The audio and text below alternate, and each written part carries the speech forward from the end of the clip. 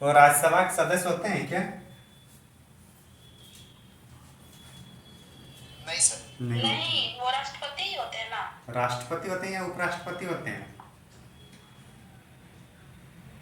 उपराष्ट्रपति। उपराष्ट्रपति का ही पदेन सभापति हो जाता है, जो राज्यसभा का हेड होता है, वही ना। और उपराष्ट्रपति को वेतन एज ए उपराष्ट्रपति के रूप में ना मिलकर किसके रूप में मिलता है? राज्यसभा के सभापति के रूप में।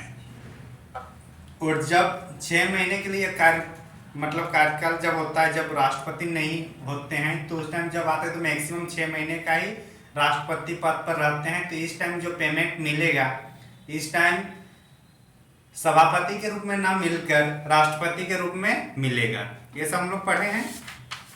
तो इस टाइम वो उपराष्ट्रपति, राष्ट्रपति और सभापति तीनों ही रहेंगे क्या? सभापति नहीं रहेंगे। सभापति जो राष्ट्रपति के पद, जो उपराष्ट्रपति के पद जब तक रहेगा तब तक सभापति है। जब वो राष्ट्रपति में चले जाते हैं तो फिर तब वो सभापति नहीं रहते। तो वहाँ जो उपसभापति रहते हैं वो फिर वहाँ का कामकाज चलाते हैं, ठीक ना।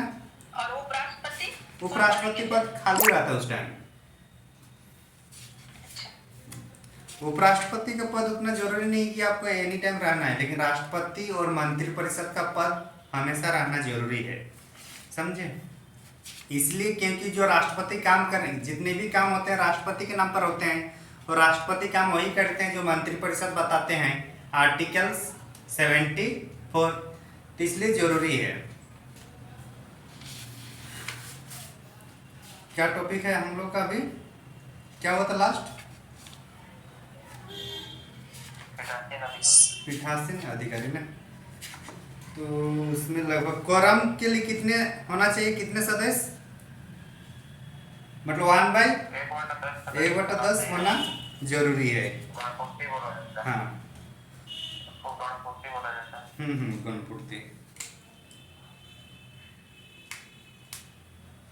प्रथम नागरिक कौन है भारत का? राष्ट्रपति। प्रेसिडेंट। सेकंड? उपराष्ट्रपति। थर्ड? प्रधानमंत्री। 4, 5, 6 और 7। सेवेंथ में हम लोग का अध्यक्ष आते हैं। कौन आते हैं? स्पीकर। और हाँ, और साथ ही साथ इस टाइम 7वें नंबर पर हम लोग का मुख्य न्यायाधीश भी आते हैं, चीफ जस्टिस ऑफ इंडिया। तो अध्यक्ष का जो पद है बाकी मंत्रियों से, जो मंत्री होंगे या कैबिनेट मंत्री, वो लोग से इसका ऊपर में है। तो चीफ जस्टिस ऑफ इंडिया के साथ इसका रैंक आता है हम लोग के अध्यक्ष का। समझ में आ रहा है? अध्यक्ष के लिए अलग से शपथ ग्रहण होता है क्या? नहीं सर। अध्यक्ष को चुनने की निर्धारित तिथि कौन निकालती है? राष्ट्रपति। राष्ट्रपति। और उपाध्यक्ष को? अध्यक्ष। उपाध्यक्ष क्या अध्यक्ष के अधीनस्थ होते हैं कि लोकसभा के अंतर्गत, मतलब जिम के रेस्पॉन्सिबल होते हैं लोकसभा में? लोकसभा के उत्तरदायी होता है। हाँ। लोकसभा को उत्तरदायी।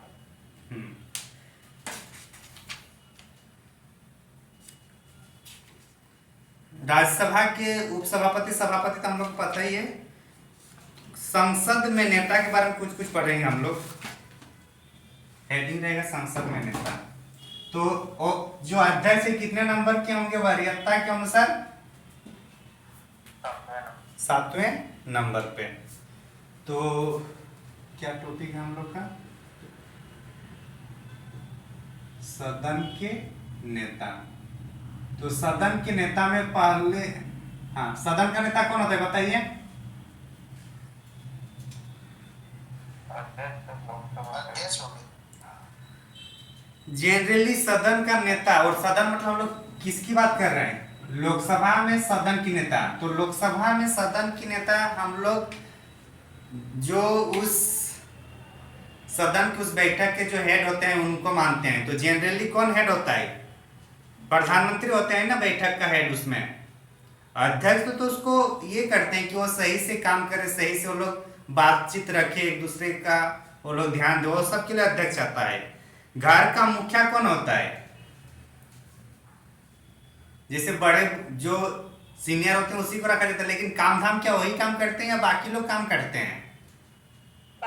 बाकी लोग। तो उसी तरह से अध्यक्ष बस वो देखता है कि सही तरीके से बातचीत करे, सभी सही तरीके से बात विवाद करे, ऐसा ना हो कि क्या बोलते हैं उसको, जो चेयर वगैरह उठाकर फेंक से एक दूसरे पर। ऐसा हुआ है पता है ना यूपी के विधानसभा में, तो इसलिए यूपी का जो चेयर है उसको फिर चेन लगा दिया सबने कि उखाड़ते रहो पे, समझे? तो ये सब होता है। तो सदन के नेता का अर्थात इसका मीनिंग कौन हो रहा है हम लोग का? कौन? प्रधानमंत्री। विपक्ष का नेता, विपक्ष का नेता कौन होंगे? जो विपक्ष दल होंगे, जो बहुमत में विपक्ष रहेंगे, मतलब एक बहुमत की सरकार होता है, उसके बाद जो उससे कम आएगा उसको विपक्ष मानते हैं ना। हाँ, तो विपक्ष का नेता जैसे अगर झारखंड के संदर्भ में देखें तो बाबूलाल मरांडी होंगे अभी। हालांकि शायद हेमंत सोरेन को उसमें मान्यता नहीं दिया होगा, जहां तक लग रहा है। दिया है क्या? दिया है ना। तो जो विपक्ष का नेता है उसको कम से कम जो विपक्ष के पार्टी के अगर होंगे, विपक्ष के पार्टी के होंगे, तो ये जो पार्टी है इसको टोटल जितना सदस्य है, चाहे विधानसभा हो या संसद हो, तो उसका 10वां भाग लाना जरूरी है। कितना भाग? 10वां भाग होगा तभी जाके उसको विपक्ष पार्टी माना जाएगा। तो इसका मतलब मान के चलिए अगर 550 है तो इसका 10वां भाग मानेंगे तो कितना होगा? लगभग 55 के आसपास होगा कि नहीं होगा? लेकिन इसको 50 भी मानी है। तो क्या कांग्रेस का लोकसभा में 50 सीट आया था 2019 में? नहीं आया, नहीं आया।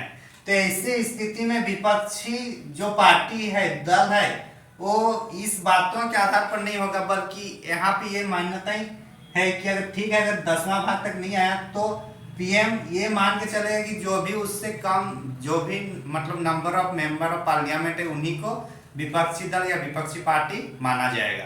समझे? एक्चुअली नियम के अनुसार भारत में विपक्ष दल या विपक्षी नेता नहीं है। समझ में आ रही बात?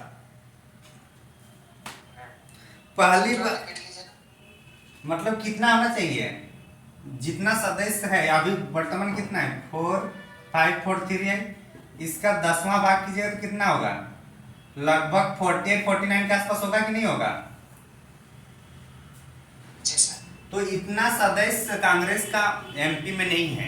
तो इसलिए अगर इस आधार पर देखा जाए तो भारत में विपक्षी नेता अभी नहीं है। लेकिन ये भी प्रावधान है, अगर मान के चलिए कोई इतना नहीं ला रहा है तो अगर सरकार चाहे तो जो भी इससे कम जो भी लाए हैं उसको हम लोग बना सकते हैं। समझे? समझ में आया कि नहीं? हाँ, आगे चले।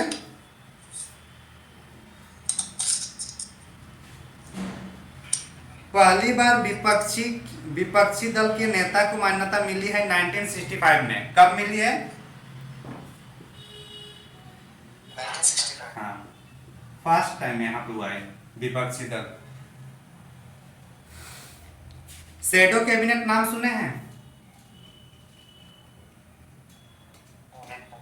शैडो कैबिनेट क्या भारत में है?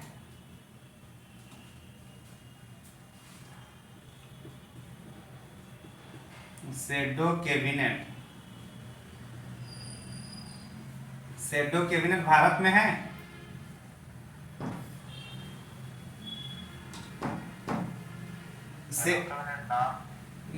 शैडो कैबिनेट भारत में नहीं है, ये ब्रिटेन वगैरह में देखने को मिलेगा। इसका मतलब है कि जैसे कि एक जो बहुमत दल है, मतलब जिसका सरकार है, उसका प्रधानमंत्री बनेंगे, फाइनेंस मिनिस्ट्री बनेंगे, डिफेंस मिनिस्ट्री बनेंगे, और कौन कौन सा जो भी है इस टाइप से बनेंगे। ठीक, ये बहुमत दल। जो विपक्ष दल होंगे वो भी अपने स्तर में, अपने लोगों में, अपने सदस्यों में पीएम बनाएंगे, एफएम मतलब फाइनेंस मिनिस्टर, डिफेंस मिनिस्टर, ये भी अपने स्तर में बना के रखेगा। तो इस टाइप से जो होगा उसको हम लोग शैडो कैबिनेट बोलते हैं। कभी किसी कारण से बहुमत दल अपना विश्वास नहीं दिला पाता है तो जो विपक्ष दल है वो फिर वहां सरकार में आ जाता है, इसी ये में, इसी प्लेटफॉर्म में प्रधानमंत्री जो बनेगा उसी को बनाया जाएगा, इस टाइप से मतलब उसके पैरेलल चलाया जाता है, उसी को शैडो कैबिनेट कहा जाता है। शैडो एक मेन बॉडी के बाद ही तो शैडो बनता है ना, छाया उसी में बनता है ना। हाँ, तो ये भारत में शैडो कैबिनेट देखने को नहीं मिलता है। भारत में है हम लोग का किचन कैबिनेट है और राजमंत्री है और उपमंत्री है, ये भारत में है। ठीक है ना, आगे चले। सर थोड़ा रिपीट कीजिए। थोड़ा रिपीट करें, जैसे कि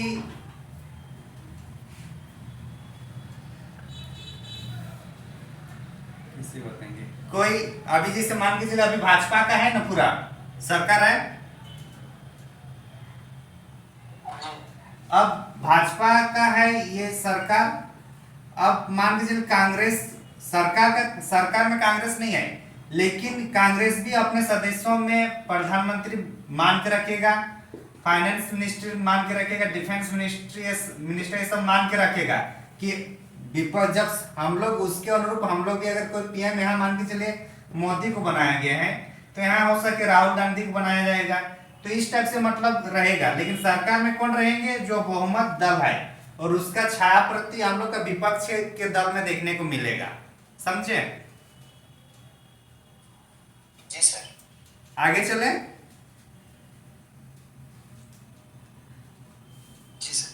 कल एक विहिप या सचेतक के बारे में उल्लेख कर रहे थे, क्या था सचेतक, और एग्जाम्पल दे रहा था लॉबिन हेम्ब्रम के, हम लोग क्या था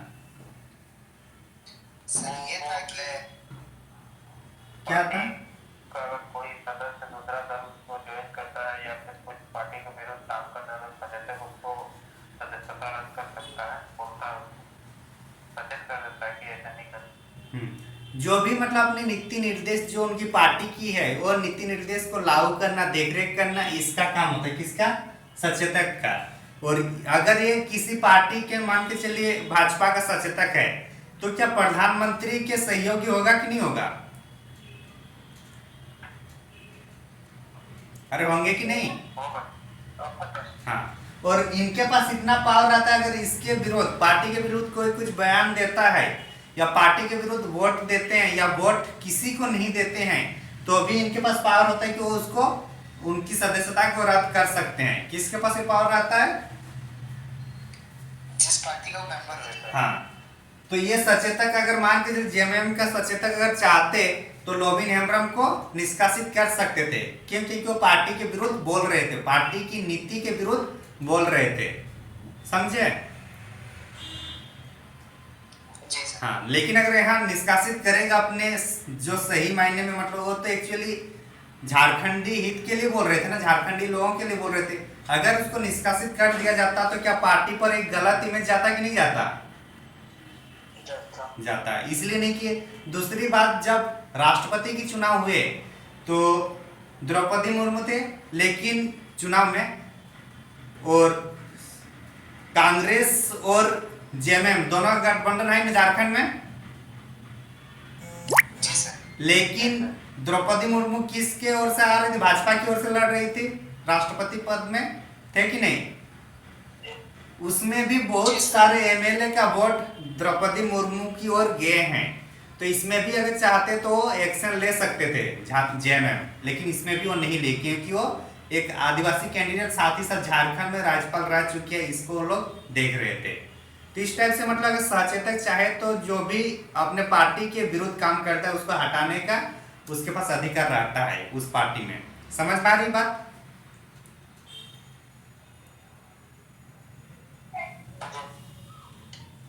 कहीं कोई डाउट नहीं है ना।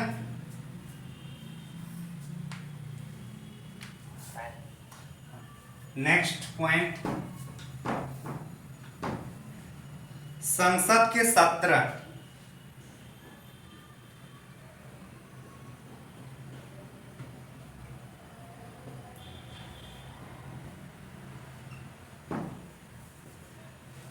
पहले कौन सा हो, ग्रीष्मकालीन, शीतकालीन, बजट सेशन।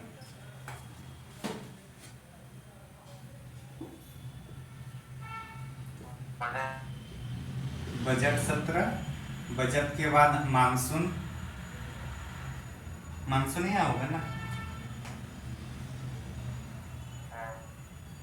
मानसून सत्र और उसके बाद कौन सा आएगा? शीतकालीन।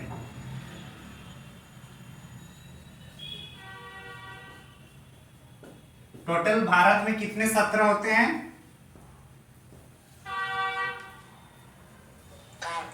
संविधान के अनुसार जो सत्र होंगे वो मैक्सिमम 6 महीने से ज्यादा नहीं होना चाहिए। मैक्सिमम कितने से ज्यादा नहीं होना चाहिए? 6 में। लेकिन अगर 6 महीने से ज्यादा नहीं होना चाहिए तो इसका मतलब है कि वर्ष में 2 बार कम से कम मिलेंगे। मिलेंगे कि नहीं? मिलेगा। हाँ, ये जो हम लोग का कोरोना के टाइम पीरियड था वहाँ इस टाइप से मतलब साल में 2 ही बार हो पाया था, 3 बार नहीं हो पाया था। तो वही चीज है। तो बजट सत्र, मानसून सत्र और शीतकालीन सत्र है। जैसे ही जो मीटिंग होता है, मान के चलो आज जो मीटिंग होगा और ये लगभग कितने दिन का चलता है? 15-20 दिन का चलता है कि नहीं चलता है?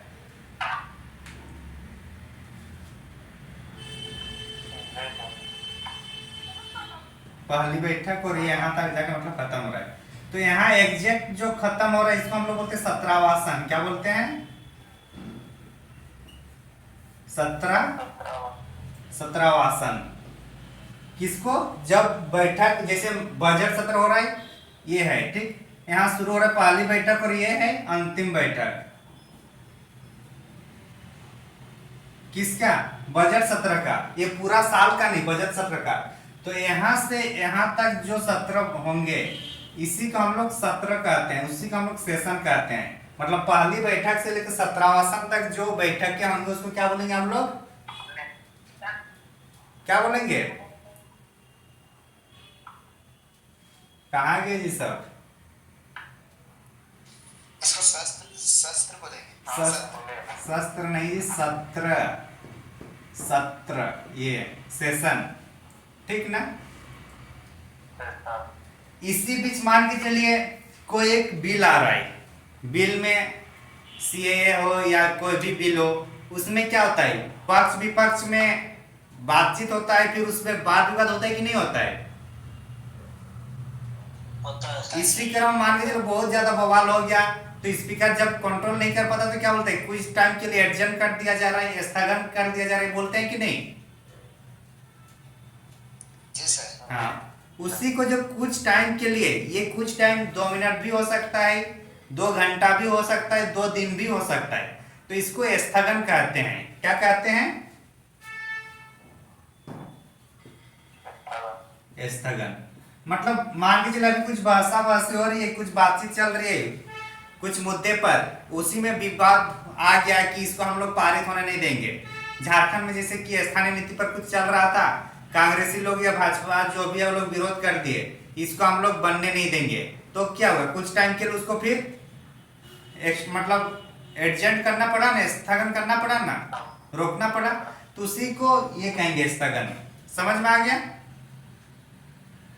और ये कुछ टाइम के लिए होगा, कुछ समय के लिए होगा।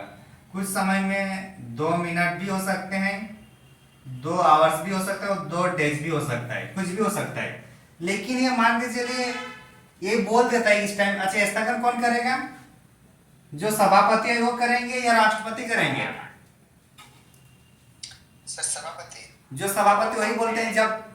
जब उनके कंट्रोल से बाहर हो जाते तब क्या बोलते हैं कि अभी स्थगित किया जा रहा है कुछ टाइम के लिए, तो उस टाइम बोल देगा कि 5 मिनट के लिए या 2 घंटे के लिए या 1 दिन के लिए, ये बोल देंगे कि अब 1 दिन के लिए या 2 घंटे के लिए स्थगित की जा रही है बैठक को। तो उसको हम लोग क्या बोलेंगे? क्या? स्थगन।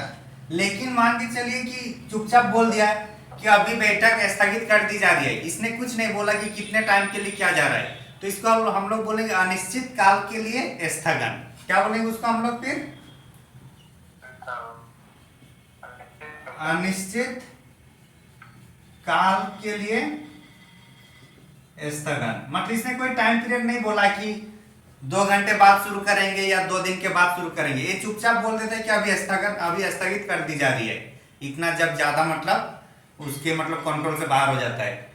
तो स्थगन समझ में आ गया, अनिश्चित काल के लिए स्थगन भी समझ में आ गया होगा।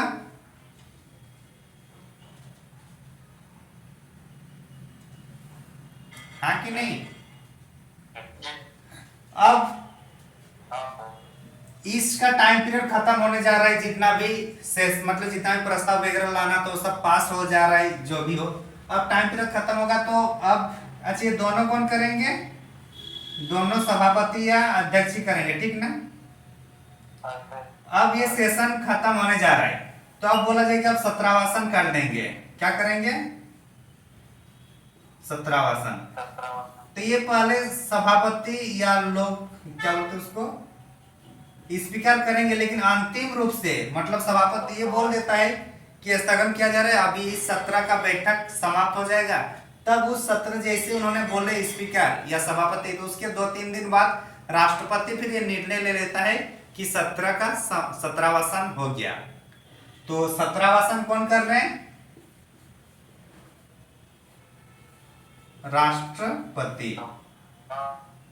सत्रावासन राष्ट्रपति, स्थगन और अनिश्चित काल के लिए स्थगन दोनों हम लोग का पीठासीन अधिकारी लेंगे। समझना है दोनों बात?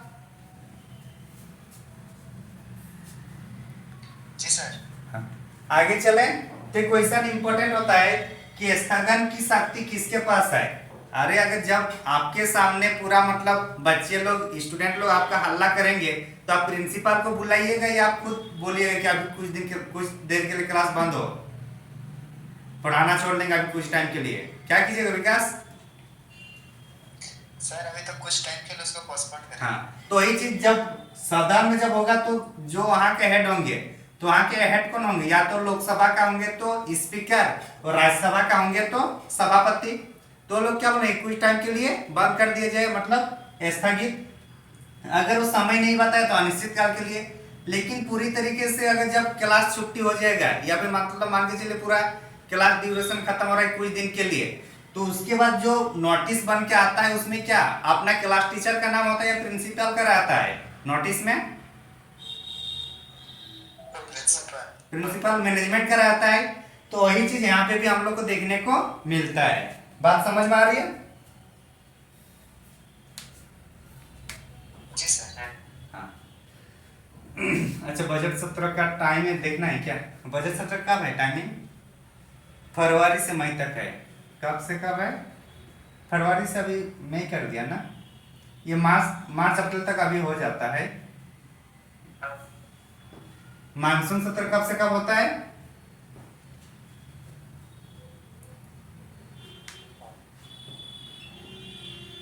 जुलाई से सितंबर।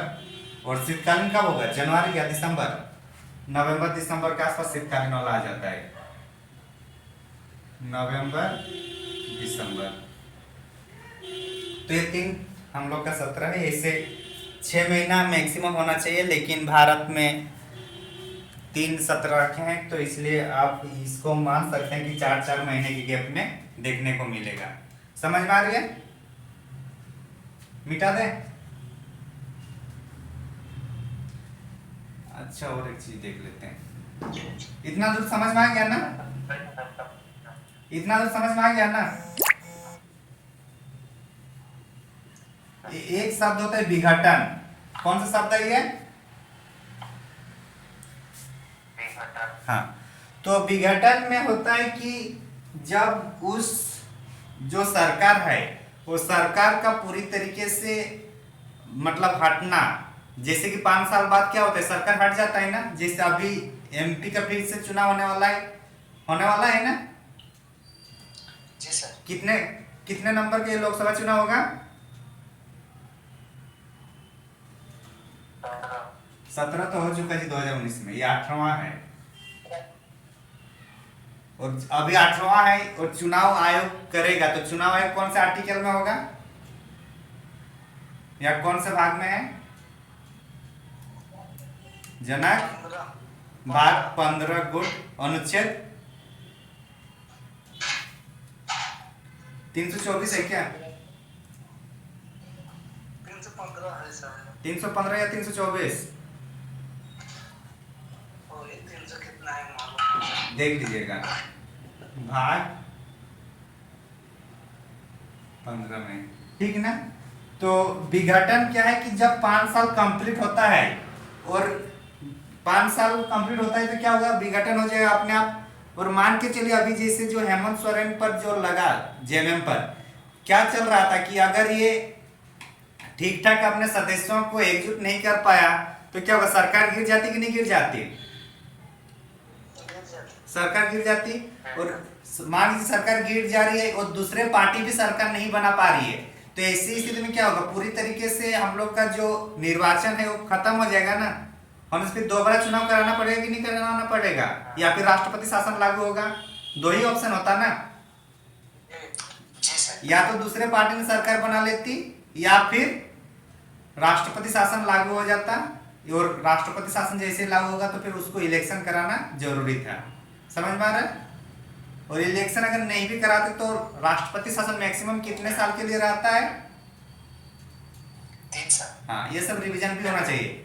1 साल जनरली रहता है और 1 साल के बाद अगर वो 2 साल बढ़ाना है तो उनका 2 कंडीशन होना चाहिए, देश में राष्ट्रीय आपातकाल हो या फिर चुनाव आयोग ये डिसीजन मतलब ये बोल दे कि अभी मैं चुनाव नहीं करा सकता। यही है ना 2 कारण। तो ये जो विघटन होगा, विघटन भी कौन करेंगे, राष्ट्रपति। और झारखंड में मतलब झारखंड या कोई भी राज्य में होगा तो राज्य में कौन करेंगे, राज्यपाल करेंगे, करेंगे कि नहीं। जी सर। हाँ, तो जैसे यहाँ लोकसभा की बात कर रहे हैं वहां पे भी विधानमंडल में अपनी जो स्पीकर है उनकी बात करेंगे हम लोग, तो इसलिए पैरेलल चलता है, मिटा दें। अच्छा, और एक चीज, विघटन लोकसभा और राज्यसभा किसका होगा या दोनों का होगा, सर विघटन लोकसभा का होगा। हाँ, राज्यसभा का क्यों नहीं होगा, सर प्रत्येक 2 साल में तो वो तो खत्म हो जाता है। हाँ, मतलब ये क्या है, जो ये स्थायी है, ये स्थायी सदन है, यहाँ प्रत्येक 2 साल में 1/3 व्यक्ति को बाहर किया जाता है, मतलब एमपी को। तो इसलिए विघटन लोकसभा का होगा और विघटन कौन करेंगे, राष्ट्रपति। प्रत्येक 5 साल बाद मतलब जैसे उन चुनाव होगा उनका 5 साल बाद अपने आप क्या होगा, खत्म हो जाएगा। और अगर उसके पहले भी राष्ट्रपति चाहे तो खत्म कर सकते हैं।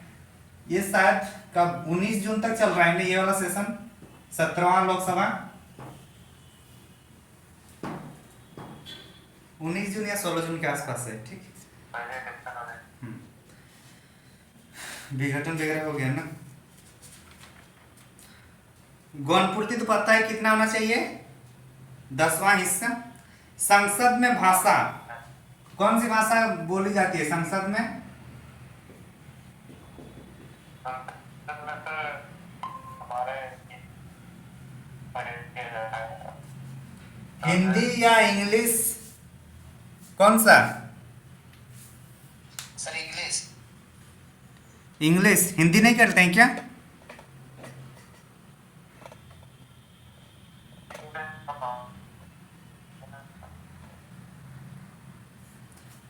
हिंदी और इंग्लिश दोनों होता है, हिंदी और इंग्लिश दोनों। लेकिन अगर किसी को मान के चले कि मुझे हिंदी इंग्लिश में नहीं देना, मुझे अपने लोकल लैंग्वेज में देना है, तो उस टाइम पीठासीन अधिकारी जो होंगे, अगर विधानमंडल की, झारखंड विधानमंडल की बात करेंगे तो झारखंड विधानमंडल के जो स्पीकर होंगे, या लोकसभा की बात करेंगे तो लोकसभा के स्पीकर, या राज्यसभा होंगे तो वहां की सभापति को पूर्व अनुमति से अपना लोकल लैंग्वेज में भी दे सकते हैं, वहां पे जो बात रखना है उसको। तो इसका क्वेश्चन ऐसा पूछा जा सकता है कि सदन में किसके पूर्व अनुमति पर अपनी क्षेत्रीय भाषा में भी बात रखी जा सकती है। ऑप्शन देगा सदन के पीठासीन अधिकारी, प्रधानमंत्री, पार्टी के अध्यक्ष या राष्ट्रपति। तो क्या होगा आंसर, पीठासीन अधिकारी। पीठासीन अधिकारी। और पीठासीन अधिकारी में जो जो अलग अलग होंगे उसको बताइएगा।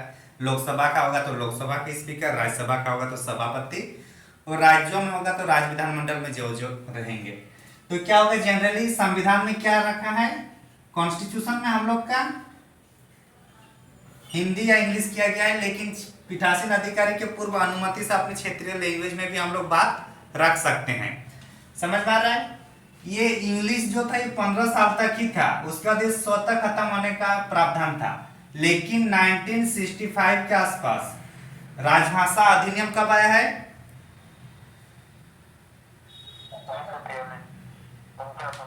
1963 आया है। रुकिए, राजभाषा एक्ट 1963 आया। तो इसके बाद से फिर इस एक्ट में प्रावधान कर दिया कि हिंदी के साथ साथ इंग्लिश भी चलता रहेगा। समझ में आ रही बात? संविधान में सिर्फ 15 साल की बात किया गया था कि इंग्लिश को 15 साल तक रखा जाए। समझे? लेकिन फिर उसमें ऑप्शन रहता है भाषा सुनने का, जो हेडफोन रहता है ना उसमें बहुत सारे ऑप्शन रहते हैं।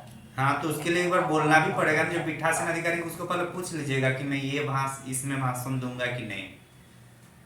किस में भाषण दिए हैं आप? हिंदी में या कुछ और भाषा में दिए हैं? ओडिया में दिए हैं? नहीं, सब भाषा। अच्छा ठीक है, कोई बात नहीं, बाद में।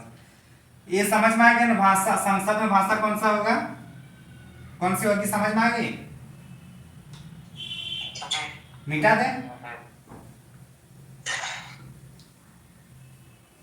नेक्स्ट, लैम्डक 17 नाम सुने होंगे।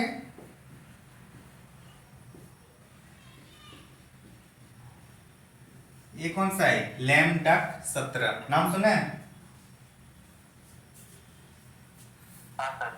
क्या होता है बताइए, बताइए क्या होता है?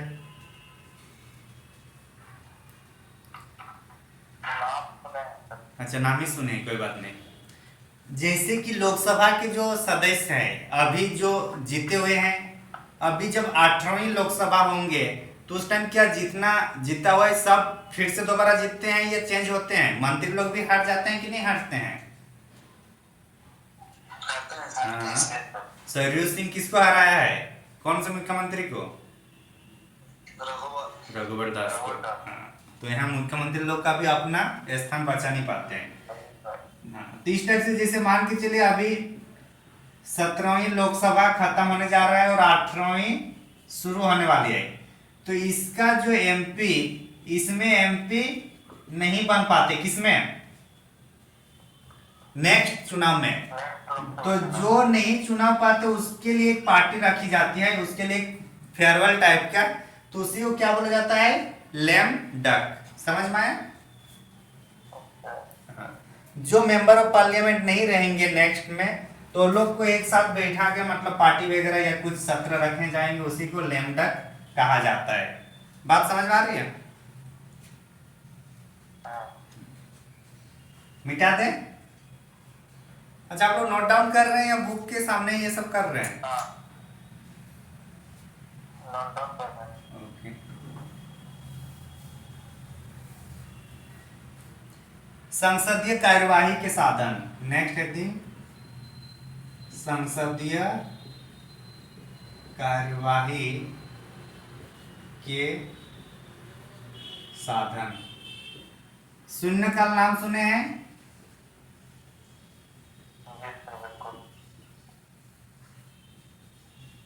कोई नहीं, तो प्रश्नकाल को पहले बोली क्या होता है? प्रश्नकाल क्या होता है? क्या होगा गायत्री? गायत्री समझ में आ रही ना? हाँ सर। क्या होता है प्रश्नकाल बताइए? बात से लग रहा है कि इसमें प्रश्न को पूछना है, यही हो रहा है ना? तो जब भी 17 जैसे कि बैठक होती है तो बैठक का टाइम होता है 11 से कितना बजे तक? 12 और उधर 2 से लेकर 6 बजे तक शायद होता है ना? कितना होता है संभव टाइम?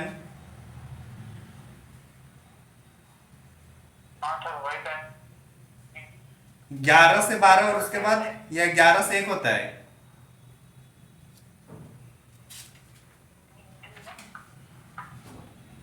वही होता है।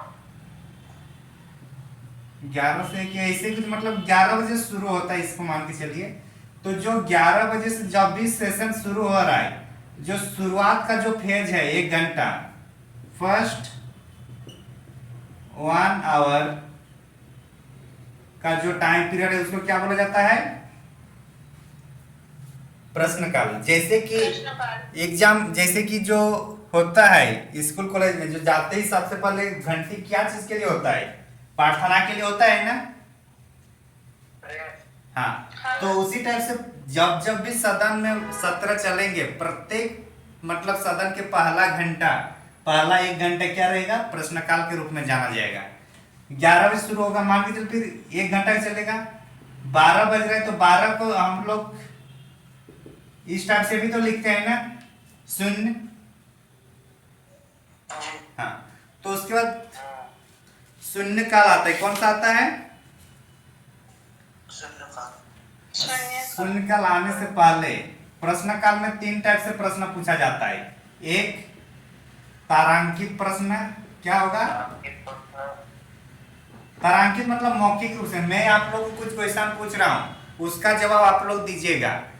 तो ये जो वार्तालाप हुआ ये क्या है? मौखिक रूप से, तो उसी को तारांकित कहा गया है। क्या कहा गया? अतारांकित मतलब ये लिखित रूप से होगा। ये मान के चले अभी मैं आपको कुछ क्वेश्चन पूछ रहा हूं, आपने वो मेरे को उसका आंसर दिए, मेरे को अच्छा आप पहले प्रश्न पूछेंगे, जो मंत्री रहेगा वो फिर उसका आंसर देगा। उसके आंसर में कहीं कुछ डाउट होगा तो दोबारा क्वेश्चन पूछिएगा कि नहीं आप? जी सर। पूछेंगे। तो ये हम लोग का इसमें होता है तारांकित में, प्रश्नों का उत्तर तुरंत मिलता है। इसमें लिखित रूप से मैंने मंत्री को कुछ लिखूंगा तो फिर पढ़ेगा लिखेगा, उसके बाद तो लिखते हुए आंसर देगा ना, जो लिखा हुआ प्रश्न रहेगा उसका। तो इसलिए क्या होगा, तुरंत तो बोल तुरंत आंसर दे पाएंगे क्या? दोबारा क्वेश्चन पूछ सकता है क्या? नहीं सर। तो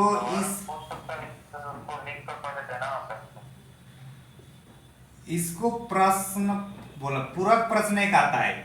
जैसे कि मंत्री को किसी सदस्य ने पूछा कि कितना बजट है और कितना उपयोग हो रहा है, सही से बताओ।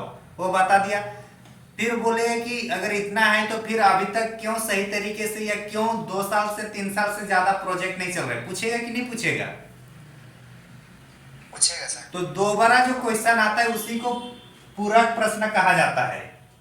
मतलब एक का आंसर मिलने के बाद उस आंसर में जो दूसरा क्वेश्चन एराइज होता है उसको क्या बोला जाता है? पूरक प्रश्न। तो पूरक प्रश्न किसमें होता है? तारांकित में। समझ पा रही है? अरे हाँ कि ना? और तारांकित में क्या है? तुरंत लिख के आंसर देगा, तो उसमें तुरंत फिर तो नहीं भेज सकते हैं ना, तो इसमें यहाँ पूरक प्रश्न का प्रावधान नहीं होता है। किसमें? अतारांकित। और एक होता है अल्प समय, क्या बोलते हैं इसको? अल्प सूचित या अल्प समय? अल्प सूचना के प्रश्न। हाँ, अल्प सूचना के प्रश्न। तो इसके लिए कम से कम 10 दिन पहले सदन को बताना होगा कि मैं भी कुछ क्वेश्चन पूछूंगा। ये भी मौखिक रूप से होगा। मौखिक रूप में ही होता है ना। इसमें आंसर जो है मौखिक रूप से दिया जाता है। किसका? इसका। हाँ, क्वेश्चन लिखित जाएगा, आंसर मौखिक रूप से आएगा। ठीक ना? इतना समझ में आ गया? तो प्रश्न काल में जनरली हम लोग का इतने में होता है। और एक क्वेश्चन पूछा जाता है गैर सरकारी सदस्यों के द्वारा। गैर सरकारी सदस्यों के द्वारा भी क्वेश्चन पूछा जाता है। इसका मतलब है कि जो मंत्री है उसको मंत्री बोला जाता है, और मंत्री को छोड़कर जितने भी सदस्य होंगे, एमपी होंगे, उसको क्या बोला जाता है? गैर सरकारी सदस्य। ठीक ना? भले वो अगर मान के चलो भाजपा में मैक्सिमम एमपी में कितने सीटें होंगे जो मंत्री परिषद में हो सकते हैं? 80-85 के आसपास हो रहा है ना। 97 संविधान संशोधन के तहत क्या कहा गया है कि 15% से ज्यादा नहीं होगा, यही बोला गया ना। जी सर। तो उसके साथ 85 के आसपास हो रहा है। तो उतने 85 सदस्यों को छोड़कर बाकी जितने भी उनके सदस्य होंगे, उनके जितने भी एमपी होंगे वो सब, और बाकी दूसरे पार्टी के भी जितने एमपी होंगे, सबको क्या कहा जाएगा? गैर सरकारी सदस्य, ठीक ना। मतलब इसी को प्राइवेट समाज सदस्य क्या क्या बोल रहे हैं, क्या हुआ जी? को तो सामान्य सदस्य भी बोला जाता है। हाँ, सामान्य सदस्य, प्राइवेट सदस्य भी कहा जा सकता है। हाँ, मिटा दे, इतना समझ में आ गया प्रश्न काल। सन्निकट प्रश्न 25। आगे चले। जी सर। प्रश्न काल के बाद क्या होगा? शून्य काल। 12 बजे जो शुरू होगा उसको क्या बोलेंगे हम लोग? तो प्रश्न काल के बाद जो बैठक के जो सेशन स्टार्ट होगा उसको हम लोग क्या बोलेंगे? प्रश्न जैसे बैठक शुरू होगा तो प्रश्न काल के तुरंत बाद का जो सेशन होगा, जो टाइम पीरियड होगा, उसको बोला जाता है ये शून्य काल। क्या बोलते हैं उसको? हाँ, शून्य काल, क्योंकि ये 12 बजे से शुरू होता है। और ऑपरेशन जीरो आवर कौन से आंदोलन से संबंधित है? थोड़ा बताइए मॉडर्न हिस्ट्री में। भारत छोड़ो। भारत छोड़ो आंदोलन, वेरी गुड। तो ये 12 बजे शुरू होता है शून्यकाल। इसमें भी क्वेश्चन पूछा जाता है, कोई भी क्वेश्चन इसमें आप लोग पूछ सकते हैं शून्यकाल में। शून्यकाल जो है ये कब से शुरू हुआ है? 1962 में। पहले कब से शुरू हुआ है? पहले से नहीं था। शून्यकाल हम लोग का 1962 से शुरू हुआ है, ठीक ना।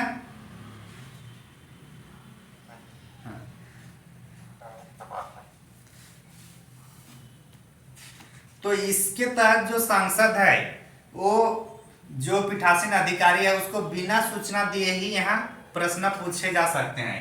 मतलब बिना सूचना, बिना पूर्व सूचना दिए प्रश्न करना। समझ में आ गया? प्रश्न काल में पहले से बताना होता है, लेकिन इसमें है कि आपको कुछ पहले से कुछ बताना नहीं, डायरेक्ट जाके यहाँ प्रश्न पूछना है। समझ में आ रहा है? हाँ। शून्यकाल शुरू कब से हुआ? 1962 से। आगे चले। हाँ सर।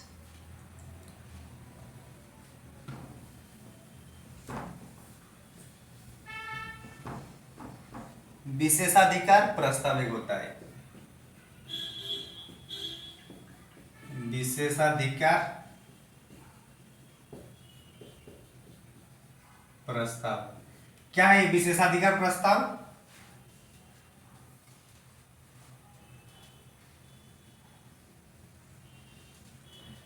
मान के चलिए, एक मिनट रुकिएगा।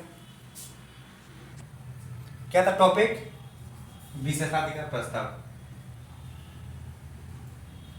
मान के चलिए मंत्री को कुछ डेटा पूछा गया या फिर उन्हें कुछ बताया, लेकिन उसमें गलत इंफॉर्मेशन दिए हैं, कुछ डेटा का मिस्टेक हुआ। तो ऐसी स्थिति में उनको ये बताया जाएगा कि आप लोग सदन में जो आप लोग जितना मतलब आप कुछ छुपा रहे हैं या गलत जानकारी दे रहे हैं, तो उसके विरुद्ध ये प्रस्ताव लाया जाता है।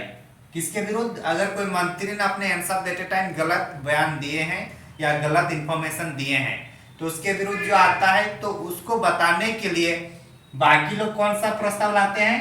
विशेषाधिकार प्रस्ताव। समझ में आ रहा है?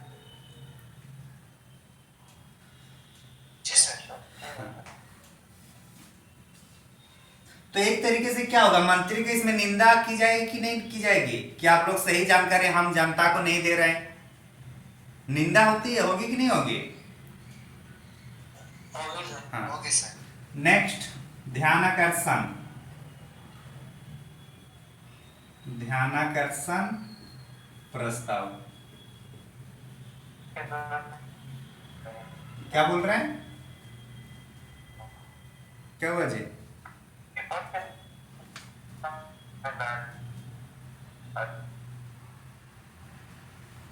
इसके तहत होता है कि मान के चलिए कोई एक टॉपिक है जिसको तुरंत बताना जरूरी है, और ये पूर्व सहमति मतलब जो पीठासीन अधिकारी है उसके पूर्व सहमति से लाया जाता है, तो उसको हम लोग बोलेंगे ध्यानाकर्षण प्रस्ताव। मतलब लोगों को उसमें ध्यान देना है। अगर मान के चलिए भारत पाकिस्तान या चीन के साथ कुछ मतभेद हो रहे तुरंत एट ए टाइम, तो उसको तुरंत ध्यानाकर्षण के तहत उसको लाया जा सकता है। समझे?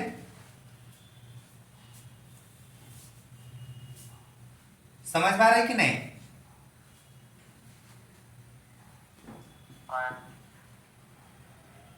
स्थगन प्रस्ताव। स्थगन प्रस्ताव का मतलब हो रहा है कि अभी सभाएं चल रही थी, मीटिंग हो रही है, ठीक। अब इस मीटिंग को रोककर अभी दूसरा मुद्दा पे बात करना है, और दूसरा मुद्दा अगर मान के चलो कहीं पे कुछ मीटिंग हो रही है और उसको तुरंत बंद करके किसी दूसरे मुद्दे पे बात करेंगे, तो कहीं ना कहीं वो मुद्दा इससे ज्यादा इंपॉर्टेंस होगा और देश हित के लिए वो जरूरी है। होगा कि नहीं होगा?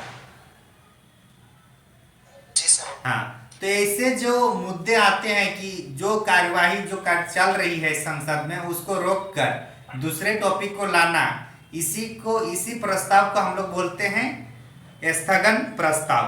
कौन सा प्रस्ताव बोलते हैं? इसके लिए जो प्रस्ताव लाई जाएगी उसके लिए कम से कम 50 लोगों का समर्थक होना जरूरी है। कितना समर्थक होना चाहिए? 50 लोगों का। 50 लोगों का समर्थक होना चाहिए। साथ ही साथ ये देश हित के लिए बहुत ही महत्वपूर्ण होना चाहिए।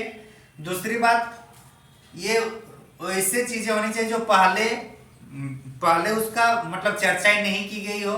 समझ में आ रही है ना कि मतलब पहले चर्चाएं नहीं होनी चाहिए। जो मुद्दा लाया जा रहा है ये एक बार में सिर्फ एक ही मुद्दा को लाया जा सकता है, मतलब उतना इंपॉर्टेंस होगा कि एक ही मुद्दा रहेगा, लेकिन 3 से 4 घंटा तक वो मीटिंग होगी। इसी बीच ये जो मुद्दा होगा ये न्यायालय में नहीं मतलब चलना चाहिए। मतलब अगर कोई मुद्दा अगर न्यायालय में है तो उसको हम लोग स्थगन प्रस्ताव में नहीं ला सकते हैं। कोई मुद्दा अगर इसके पहले चर्चाएं हो चुकी तो उसको भी नहीं ला सकते हैं। स्थगन प्रस्ताव में केवल एक ही मुद्दे को हम लोग ला सकते हैं। समझ में आ रहा है?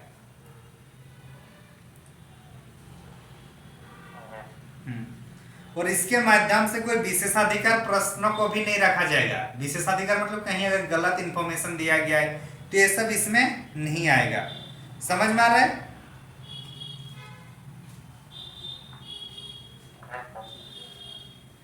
अविश्वास प्रस्ताव आप लोग नाम सुनते होंगे। जब भी सरकार कुछ सही से काम नहीं कर पाती या सरकार के बीच में कुछ उनको बाधाएं डालना है तो विपक्षी दल क्या बोलते हैं? क्या वो अविश्वास प्रस्ताव लाएंगे?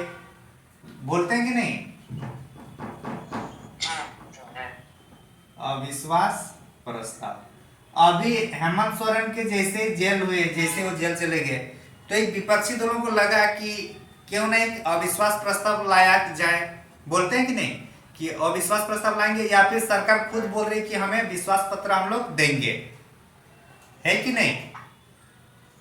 हाँ, तो अविश्वास प्रस्ताव सरकार मतलब जो दल है सरकारी पार्टी लाते हैं या विपक्ष के दल लाएंगे? विपक्ष के।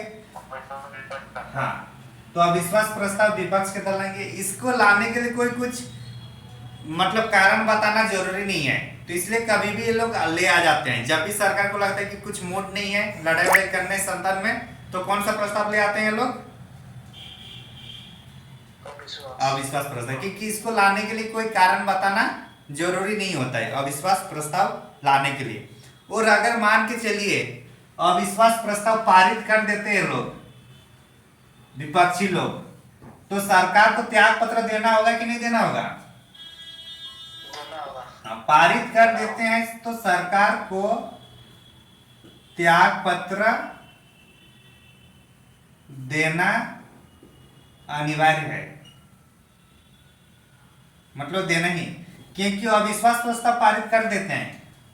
तो इससे क्या होगा, सरकार पर जो लोग हैं वहां पे जो सदन में लोग हैं वही लोग वोट देंगे ना। और वो लोग अगर बोल देंगे कि सरकार पर हमें विश्वास नहीं है, मतलब अविश्वास है, और ये पारित हो जाते हैं, तो जाहिर सी बात है सरकार को अब यहाँ क्या करना, छोड़ना पड़ेगा कि नहीं। हाँ, तो अविश्वास प्रस्ताव अगर पारित होती है तो सरकार को छोड़ना त्यागना पड़ता है। समझ में आ गया।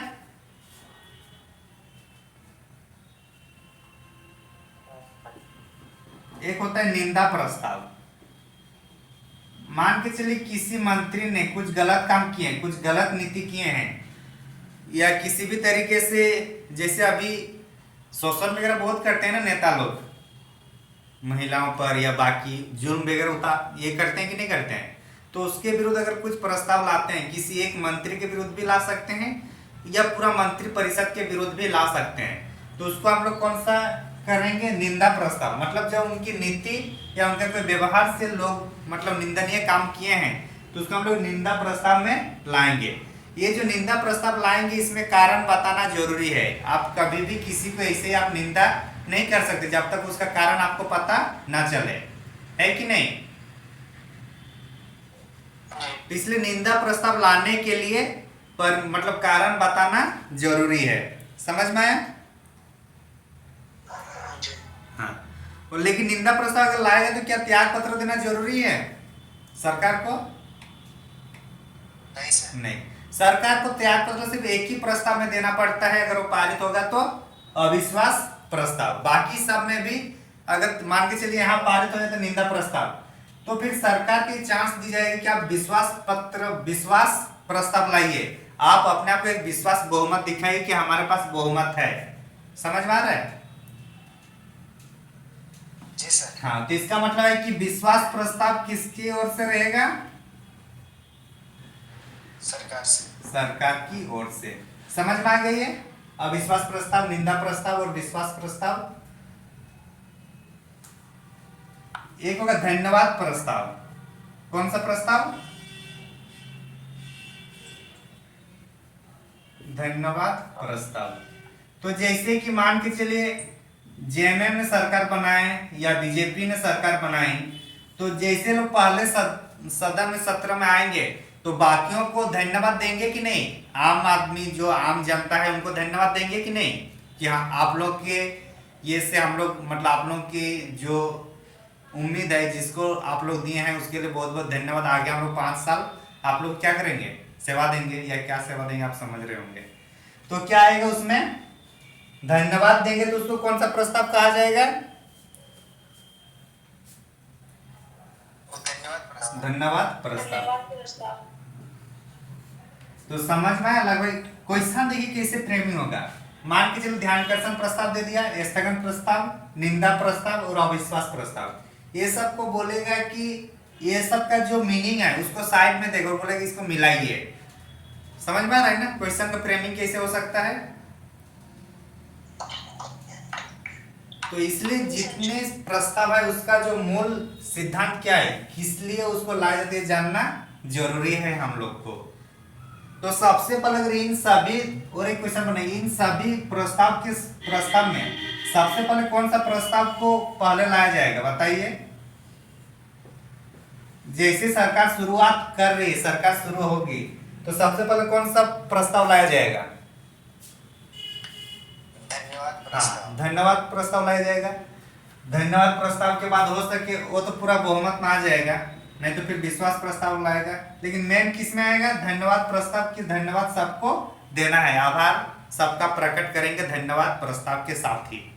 और जब भी सदन में मतलब नए साल में हो या चुनाव के बाद का जो मतलब नतीजा आता है उस टाइम, ये दोनों को कौन ये करते हैं, आहूत मतलब कौन आहूत करेंगे इस सदन को, राष्ट्रपति।